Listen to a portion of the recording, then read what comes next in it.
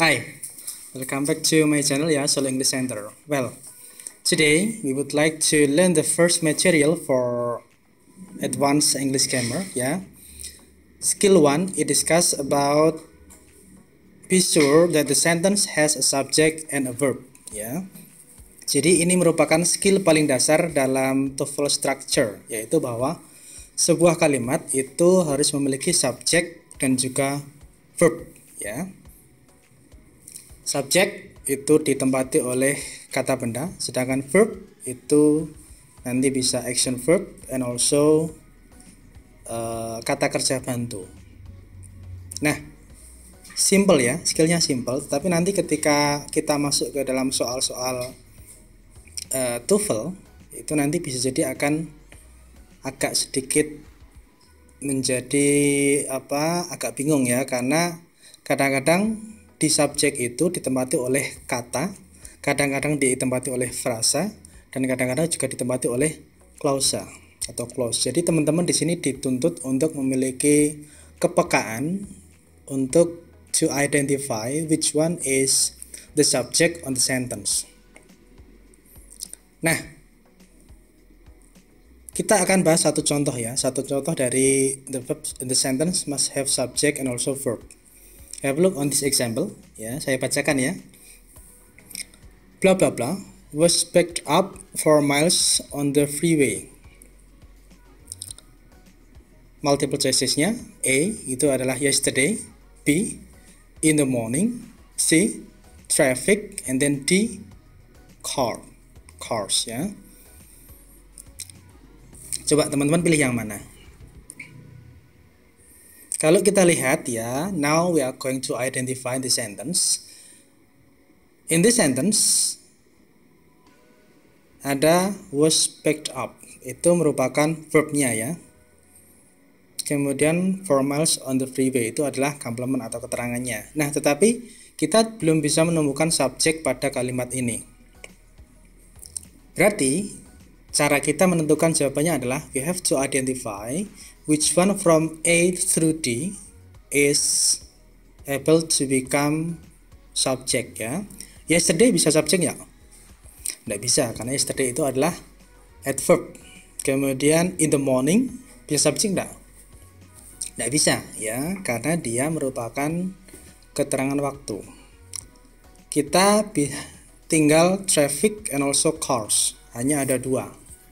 Traffic itu kata benda, yes kata benda. Cars itu kata benda, yes kata benda. Jadi dua kemungkinan ini yang nanti bisa menempati sebagai subjek. But we have to check again on the verb. Di sana ada was. Kalau was itu biasanya untuk she, he, it sama I. Ternyata she, it sama I tidak ada di sini ya. Kita cek cars. Cars itu dia jamak. Cars itu berarti tidak bisa masuk she, it, and also I. Maka yang tersisa hanyalah traffic. Traffic itu kemacetan, itu adalah noun ya. Jadi jangan bingung. Traffic di sini cocok dengan was, maka dia merupakan pilihan yang tepat. Okay, this is the first example ya. Kemudian I will give you again the second example ya. Engineers blah blah blah for work on the new space program. Engineers blah blah blah for work on the new space program. The multiple choices is the first necessary, needed, hopefully, and next month. Sekarang sama caranya ya, we have to identify which one is subject and also verb. Subjeknya ada? Yes, engineer adalah subjek. Tetapi di sana ada yang bolong ya, for work. Work di sini bukan kata kerja, tapi karena ada for-nya ya, maka yang hilang adalah kata kerja. Yang perlu kita lakukan adalah kita mencari kata kerja dari ABCD-nya. Necessary kata kerja bukan? Bukan ya. Next month kata kerja bukan? Bukan. Hopefully kata kerja bukan? Bukan. Hopefully itu adalah adverb ya. Needed kata kerja bukan? Yes. Jadi karena yang lainnya itu salah semua, yang benar tinggal satu, maka automatically dialah yang benar. informasi lagi ya teman-teman, kalau kalian mengerjakan TOEFL structure tidak perlu dicari artinya. You only need to identify the part of sentences-nya ya, elemen-elemennya. Karena itu yang menentukan. Oke? Jadi jawabannya adalah B ya, all needed. Sekarang kita kasih contoh lagi yang berupa kalimat. Nanti teman-teman saya minta untuk mengidentify whether the sentences is correct or incorrect ya.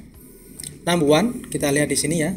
Said last week blah blah blah when fishing, bukan ya. Last week when fishing for trout at the nearby mountain lake. Last week when fishing for trout at the nearby mountain lake. Sama caranya kita identify. Ada enggak subjeknya di situ? Last week, subjek bukan? Bukan. Ya, dia adalah keterangan waktu. Kemudian when, subjek bukan?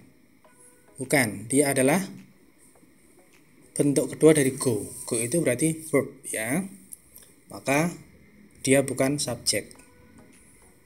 Fishing for dan lain sebagainya itu lanjutan. Artinya apa? Merasa digagas. Aku yang mumet ya. Maka caranya adalah kita mencari dari penjelasan tadi yang tidak ada adalah subjeknya. Tugas kita karena tidak ada subjek maka kalimanya correct atau incorrect? Incorrect ya. So you have to make the sentence into correct sentence. What should we do? Ya, we should add subject here. Last week, tempatnya di mana? Tentu sebelum kata kerja, sebelum when ya. Maka menjadi last week bisa I, bisa she, karena when itu bisa digunakan untuk semua subjek ya. Terserah, mau I boleh, she boleh, Joko boleh, Marmen boleh, Parno boleh, mereka boleh, wong sak desa boleh, sak Indonesia juga boleh. Tapi ora mungkin masa Indonesia fishing kabeh ya. Jadi begitu, jawabannya adalah incorrect. And then what should we do to make it correct? We should add subject. What is subject? You may choose.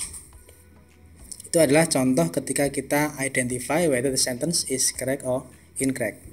Selanjutnya nanti akan saya kasih soal juga, tapi you have to identify whether the sentence is correct or incorrect. Kalau sudah nanti you have to try to make it correct. Setelah kalian memberikan penilaian benar salah, nek salah dibenerke. Kalau benar, bagaimana bisa benar? Subjeknya apa? Verbnya apa? Oke ya. Nanti di akhir video akan ada latihannya. Silahkan dikerjakan. Bisa di kolom komentar, bisa nanti di kelas kita. Oke. Kita kembali lagi pada video selanjutnya. Skill 2. Semangat belajar and kan batek.